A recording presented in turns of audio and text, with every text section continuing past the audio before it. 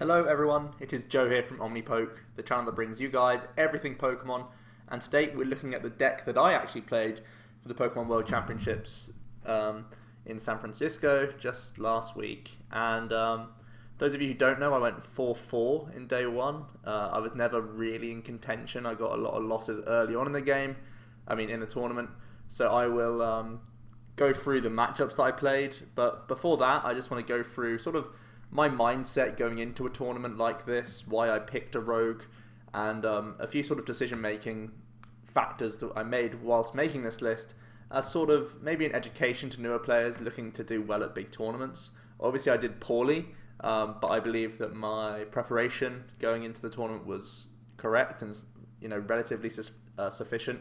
Just ran into some pretty awkward matchups on the day. So this is the deck that I played. It's sort of a Max Elixir Dark deck, utilizing 3 Mew that you can see in here to try and get discounted attacks. So really the deck sort of started maybe a month and a half in the lead up to Worlds, because really it was after US Nationals where we saw Night March was completely dominant. Obviously it won the event, and it just had a huge meta share and was doing really well and top cutting and such. So clearly that was the deck to beat. Additionally, Trevenant was the number 2, pretty much a solid number 2 at US Nationals, and it looked to be on course for doing well as well at Worlds. The biggest thing that it had to fear was the new Shaman EX promo. There was big question marks over its accessibility and if people could actually get that. Obviously US players were easily able to get the Shaman EX, but for other Europeans and other nations it may have been a bit more awkward for us to get them, because the Elite Trainer box, wasn't out for us. It wasn't until I was actually at Worlds where I got my Shaman EXs. I picked up 2. But I wasn't playing them. I know that a lot of European players weren't going to play them, so there wasn't really too much of a hiccup for Trevenant. It didn't lose anything going into Steam Siege. It didn't gain anything either, but it still looked really on course to do well. It had done well at all the European National Championships as well as the US. So those 2 decks were the first 2 things on my list. And I think this is where I need to bring in the first issue that I had when deck building and testing. I was pretty narrow-visioned. I was narrow-visioned on those 2 decks, making sure that I can beat just those matchups. And for a tournament like Worlds, this is obviously the first time I've been to Worlds, and I feel like I've already learned so much about the tournament in general. People bring crazy stuff. There's, 300-400 people in day 1. And their goal is to, make an X2. And people will go about this in different ways. People will sometimes bring a deck that has a bad matchup to one of the best decks in format and hope that they only find that matchup once or twice. For example, in my round 3, I played up against a Mega Manetric, and the guy who I was up against, he's actually a very good player. He writes for Poker Beach, Alex Koch. He is playing Mega Man, and he's just saying, you know what, I don't even care about Night March. If I face 2 or 3, I'm probably out of the tournament, but if not, I can do well. And guess what? He went and got day 2 because he was able to avoid the Night March long enough. Other people will go and say, you know what, I'm just going to play Night March. It's the most consistent deck. Other people, like myself, are going to try and counter other things, have easy matchups against Night March and Trev. So what I'm trying to say is, it's going to be very difficult. A lot of people all thinking different things, all thinking they've got the best list to get them through a tournament like this. And what's so important about Worlds is you're allowed to take a loss here or there. It's very different to other tournaments where you're trying to go, X1-1 or XO sometimes you need to go in tournaments. Not the case here. You can take 2 losses, so you can be very tactical and strategic about what matchups you're happy to concede, basically. So in my case, I was happy to concede to Greninja and also Mega Man. I actually thought that there wouldn't be any Mega Man because in my playtesting we didn't test with the Talonflame build. This is one of the things that really is something that the UK should have picked up on. I think in my testing circles we didn't pick up on Talonflame at all. It wasn't until I was in Spain when I read a 6 Prices article with a Talonflame in one of the Greninja lists, and I was like, I really hope people don't bring that. But really, there was no hype for Greninja. In the US Nationals, it did very poorly. It did worse than Medicham Carbink. I love saying that phrase because it just really is a great way to hit home the message that it did terribly at US Nationals. Now, just a quick note on Greninja, you can see why the resurgence occurred, because the biggest Garbodor deck was Dark Tina Garb, and because of Ranger, Dark Tina Garb wasn't viable anymore. So there's that going for the Greninja players, in addition to the fact that Greninja is improved so much by having the Talonflame in it. So one issue with my deck was I didn't have an answer to Talonflame Ninja. I actually played 2 Talonflame Greninjas in day 1. They were both losses, and they started Talonflame all 4 games. So yeah, I think in my playtesting, the only times I played against Greninja, my win condition was get a Max Elixir onto the Yveltal EX early, get that DC on, start pressuring. You go 2-3 prizes ahead just on Froakies and Frogadier, and then you let Hexmaniac balance you out. And I wasn't that negative against Greninja, but that's because I wasn't playing against the Talonflame builders. So that's really frustrating for me and for other players in the UK that we didn't have the foresight to test against the Talonflame Greninja build. We really thought it came out of nowhere. It was literally round 2 where I saw it, and it was the first time me seeing the deck in action. And it was pretty scary, to be honest, because round 2, I take a loss quite early on, and I think, wow, Greninja's actually turned up to this event, and it's going to do well. So that was very scary. But that goes back to the point of narrow vision. I was focused purely on Night March, purely on Trevenant. To an extent, I was very aware of Aquabox. I know it would still be, a third choice pick for many people, because it can tackle Trevenant quite happily, and it has an okay Night March. There was always the question mark whether Pokemon Ranger would be enough to skew the matchup more in Night March's favour, but it turned out in testing that wasn't the case, so Aquabox still seemed like a decent pick. This deck went positive against Aquabox in my playtesting. We have the Druddigon to use Revenge that we can actually copy on the Mew for a single energy, and that one-hit KOs Hoopers, which is hilarious, and then you have the Druddigon itself to one-hit KO Shamans quite happily. And obviously in that matchup we're going to go for Yveltal EX, because the opponent always has to commit a lot of energy to their Seismitoad EXs, so when there's a lot of energy in play, Yveltal EX is very good, and we can really benefit from that. We do have the one Buddy Rescue in this deck, so that we can get these one-off copies and these two-off copies, even of the Yveltals in certain matchups, to recycle them. So you could recycle the Yveltal EX quite happily. So Aquabox was not really a big issue. It was only an issue if they played Parallel City, which I didn't think a lot of people would play. And on the day I didn't play any Aquabox that had Parallel, so I won all my Aquabox matches, which is cool. So I felt very confident in this list. So going into Worlds, you can see my vision was on the top 3 decks, and I think that's a very logical approach that people go for. I think a lot of people landed on things like Quad Zoroark for the same reason I landed on this deck. I basically started off with Quad Zoro, didn't like the consistency, so I went to something like this that was all basics, and had the cool plays around Night March, where you can basically the win condition for Night March was copy Pitch Black Spear very cheaply with Mew, because they're going to be playing Dimension Valley. We have it ourselves, that's why we only play a 2 count. So we're taking 1.5 prizes each turn, because the Pitch Black Spear gets us the knockout on the Night Marcher, and we set up Shaman EXs. So that's how we win the game there, quite simply. We also have the Quaking Punch to fall back on every now and again, and we still have the Druddigon plays to catch up on Shaman. So I never felt awkward against Night March. Ironically, after the event, I was waiting in the line for Worlds, the shop, because it took hours to get into that place. And I played against a South Korean Night March player, and I led Yveltal EX every game and lost like 3 times in a row, and I was like, wow, this deck was built to beat Night March, and I couldn't. But on the day, in Worlds Day 1, I beat the 2 Night Marches that I played against. So really what I'm saying is the deck did exactly what it was meant to do. It did what it said on the tin. It beat the Night March matchups, I beat the Aquabox that I had to play, and I didn't face any Trevenant, but I believe the deck was set up well to do that. We have Encounter on Mew, so that we can search our Yveltal EX out if we're not leading with it. Obviously we can draw into it naturally, and we have a high count of Yveltal. Made me very comfortable with my Trevenant matchup. Cool plays also is you can punch and then go into one of these guys, especially if you have a Mew pivot.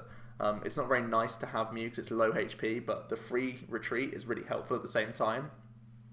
So sometimes you can sack a prize here or there just for that flexibility.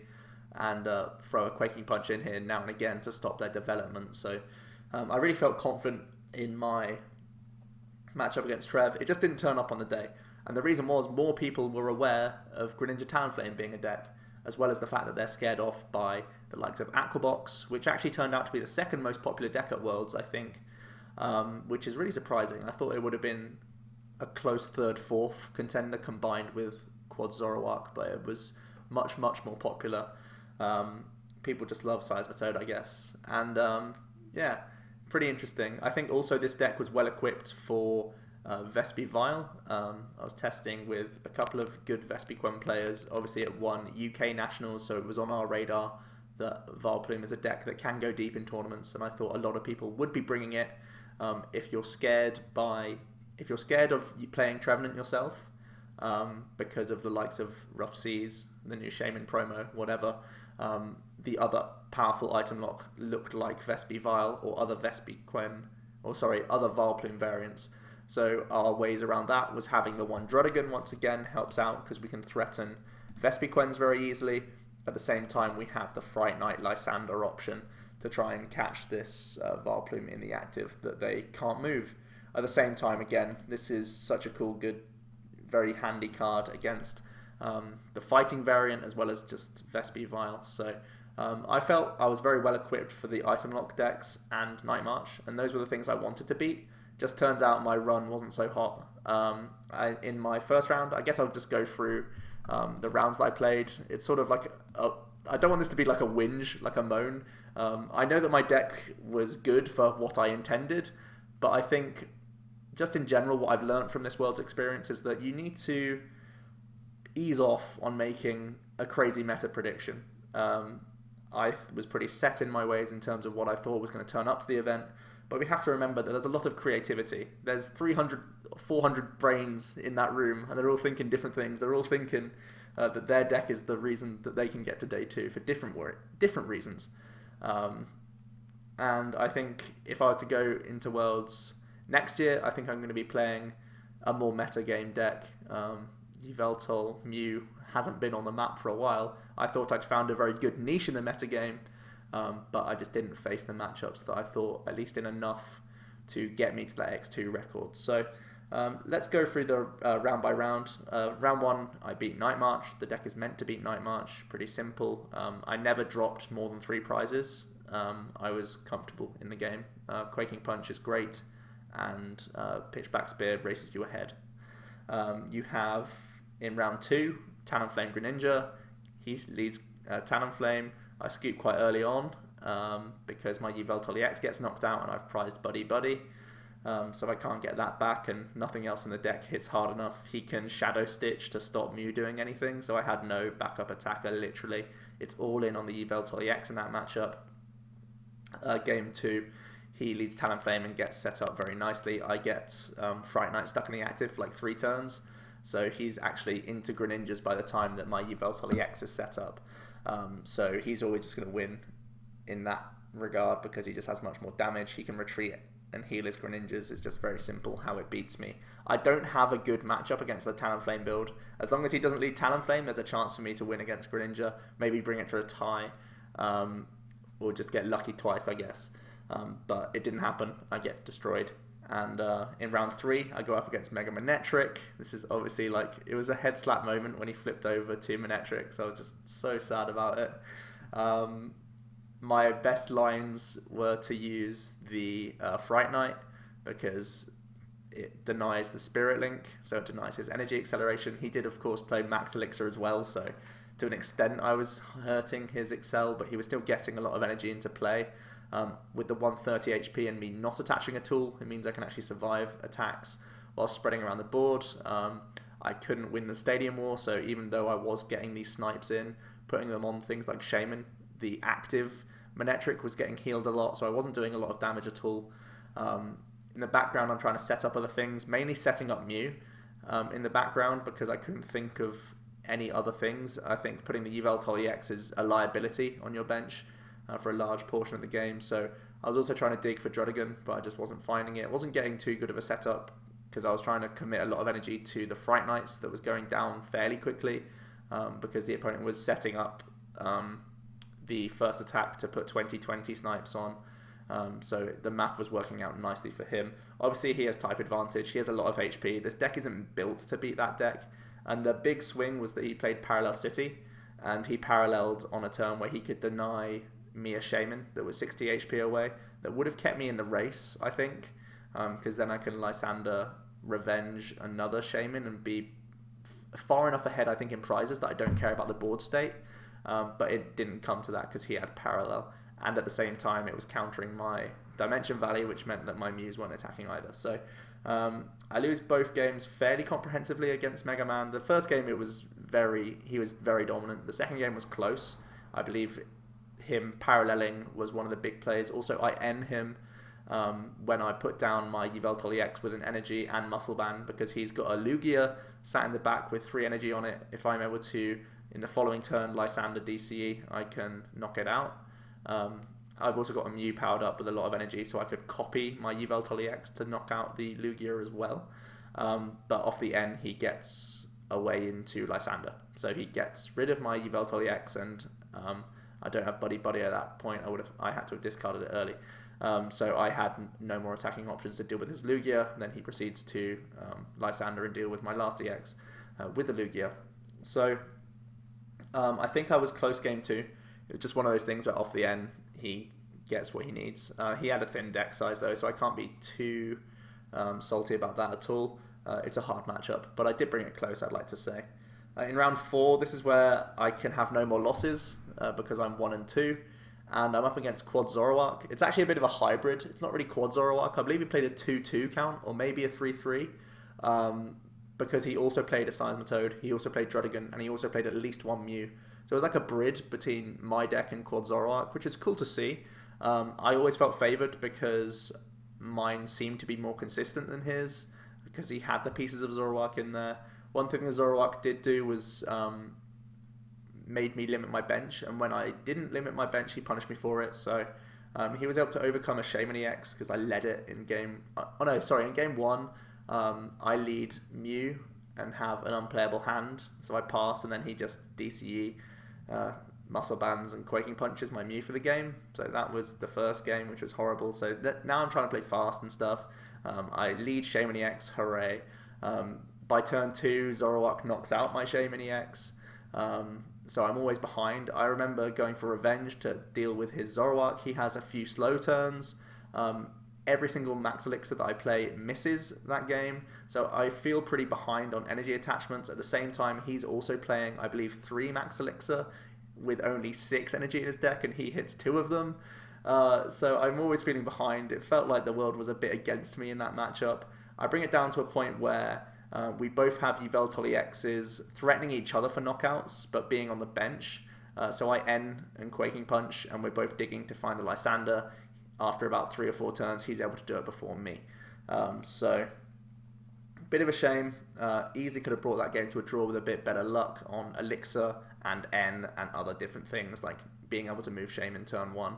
So many different things that could have gone my way that just didn't.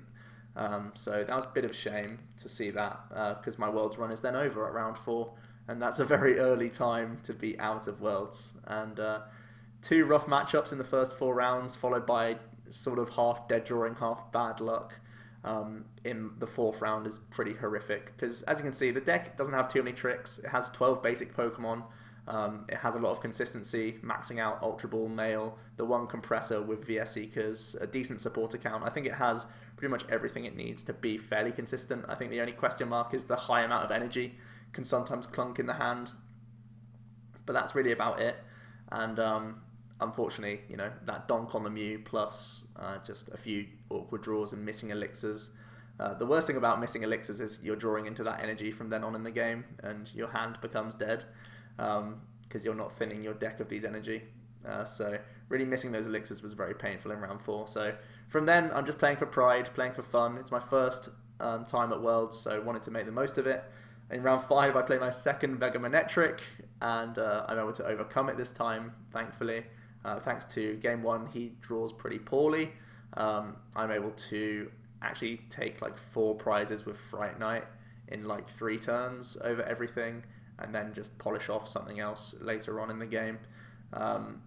and in game 2, I'm able to do the same thing, pretty much, more or less. I'm denying the Mega. He has to waste turns physically Mega evolving without the Spirit Link, or without the effect of Spirit Link, thanks to Fright Knight. Polishing up things, setting things up so that I can come in with Druddigan and things like that to finish them off. So, able to win against the Mega Man in that occasion. I think it was a combination of the player drawing worse than in round 3, as well as me actually having knowledge of the matchup a lot better, and just, obviously now that I'm already out of the tournament, my luck starts coming back. I start hitting elixirs and not having bad hands. It's just one of those things that you look back on, it's just sad that it happened, but there we go.